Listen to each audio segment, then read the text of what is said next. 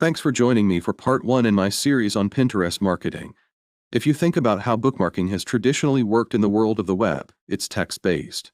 If you use the bookmarks or the favorites that are built into your browser, you tend to end up with big long lists and folders of just all sorts of text links that we really don't go back and end up using that much later down the line because a lot of times we don't take the time to customize those descriptions and becomes difficult to remember why we might have even put them in there in the first place. Now, with Pinterest, on the other hand, because everything has a visual context to it, there's a much higher level of recall. It's much easier to say, not just I'm looking for that cornbread recipe, but here's the specific cornbread recipe I'm looking at because I remember that image behind it. Or when you're looking for inspiration of what you might want to have as an outdoor project this year, maybe you're looking for that infographic that had that data you needed for your presentation, it's much easier to go back in and find it visually than it is to go through, again, the traditional text-based bookmarks that most of us are used to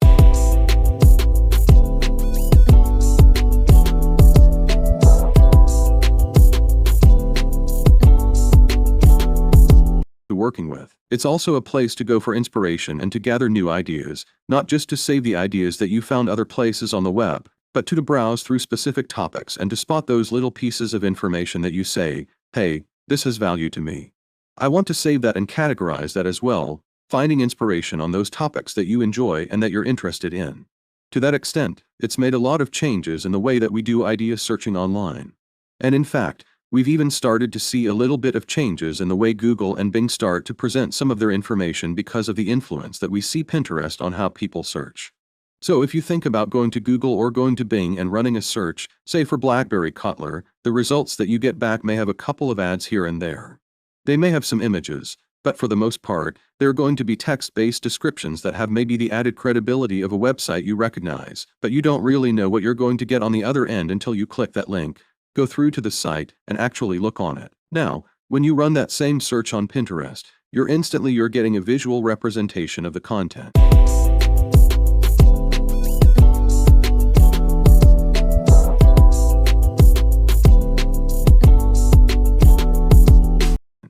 If you're looking for a specific type of BlackBerry Cobbler, it becomes a lot easier to take a look and say, oh, wow, that one sounds wonderful.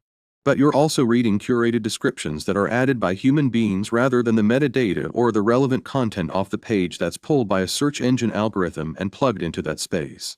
Now, Pinterest also makes it very easy for you to refine your search, as you can see across the top. Maybe you an easy BlackBerry Cobbler recipe, or maybe you want a BlackBerry Cobbler recipe with oats. They can take the user data and the way the information is saved and collected within Pinterest and help you refine those searches further. So it also has a heavy impact, again, on the way that people are now doing discovery for different ideas and concepts. So it's important to be able to look at Pinterest in the broader context of what we're used to with social media. So if, for example, Pinterest is one of the newer channels to you, but maybe you're familiar with Facebook because Facebook is the behemoth of all things social media. Having a little bit of side-by-side comparison can be a helpful way to put Pinterest in a perspective. So when we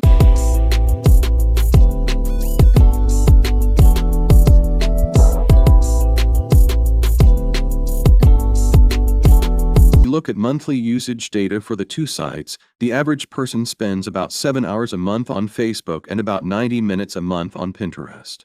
Now, at its surface, that would seem like people are way more invested in Facebook than they are in Pinterest.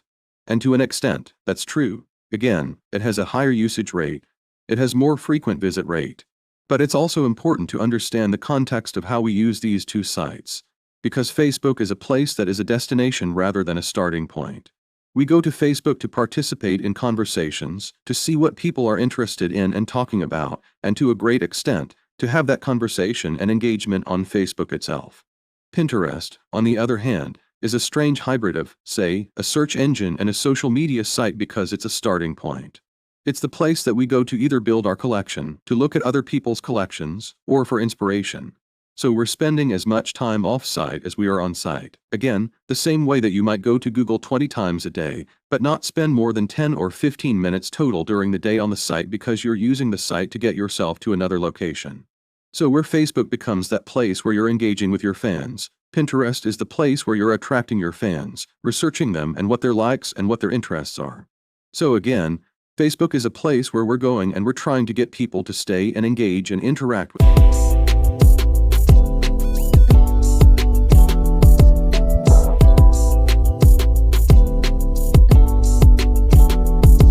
us and spread things around.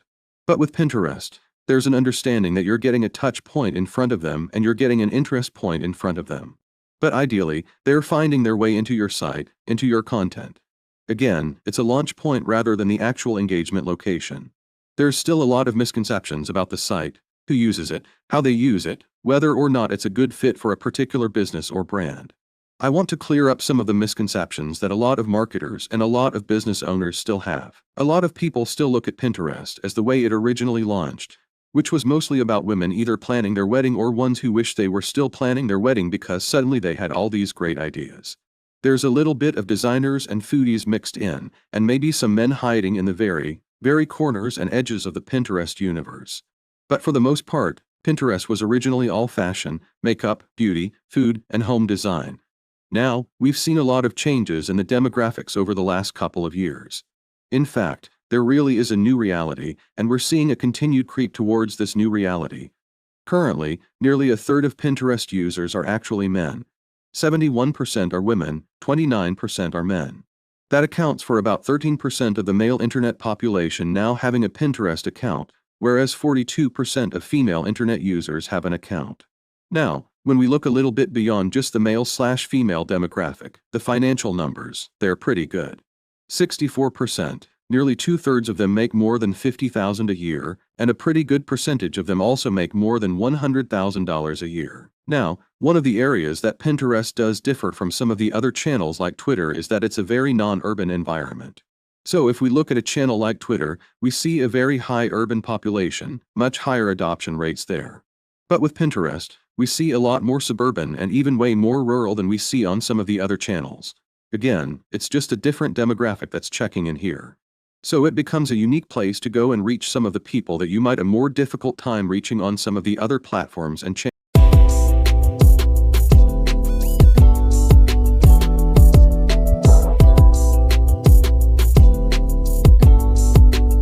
Channels. 2014 was really a banner year for men on Pinterest, and we really, by the end of that year, saw a lot of very significant changes. They accounted for 33% of all the new signups coming in. If you go outside of the United States, that's roughly 50% of the signups that are happening. We saw 73% year-over-year growth in men registering for the site. I think women will probably always be the dominant demographic that's on the site, but I think we're going to continue to see the number of men increase a little bit more until we reach a leveling off. Now, an important thing to note, again, when you think about how you're getting in front of your audience and whether or not it's a worthwhile place to check out, it's very important to realize more men now read Pinterest each month than Sports Illustrated and GQ combined.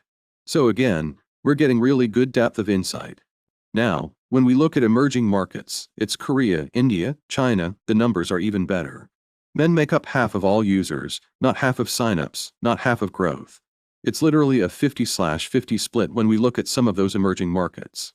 So if you're doing a lot of international marketing, or if you're primarily focused on international marketing, it becomes even more important to look at Pinterest and how you might work it into your outreach efforts. Now, some of the top categories for men, because most people are very familiar with which ones perform best for women: food, home design, gardening, fashion, all of those perform really well for women. When we look at the categories for men, geek tends to be the number one category. Anything technology, geeky-oriented does really well. Cars and motorcycles, men's fashion does extremely well. Gardening performs very well for men. Architecture, humor, and health and fitness tend to really be the places where there's the most activity going on. But in this day and age, you can also go into foodie, you can go into outdoors, travel, you can go into a variety of different boards, and you're still going to see a lot of active pinning and engagement and interaction by men. Now, with all of this discovery and with growing demographics coming into the site, it also Pinterest has some pretty impressive traffic potential. Looking at some of the stats that have come out, Pocora has done a great job of tracking to see how do people engage with Pinterest, what's going on with the site. We find that the average pin